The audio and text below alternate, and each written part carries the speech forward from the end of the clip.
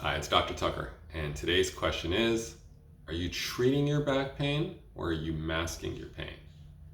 So if you're treating, quote unquote, with medication and shots, are you treating the condition or masking the pain?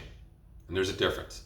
So first, we know about some of the painkillers and other medications that manage pain in terms of their side effects, but I wanted to briefly touch on cortisone shots, some of their risks, and then discuss the difference between treating and masking. So just to reference a medical site here to avoid any bias, I went to the Mayo Clinic and I looked at some of the risks as they relate to cortisone shots. So number one, very first one on here is cartilage damage. Number two, death of nearby bone. Number three, joint infection. Number four, nerve damage. And then there's a slew of others as well. But I'll talk about one that I've seen patients report that you wouldn't even think of.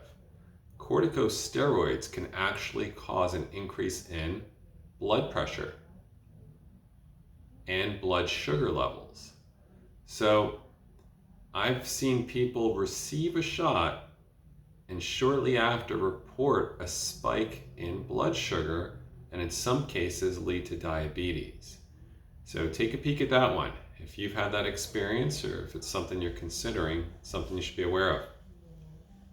But ultimately, it can erode the joint. It doesn't just kill the inflammation that you want to address, but it actually can disintegrate some of the bone nearby. So be aware of that, because here's the difference. Treating is fixing the underlying cause.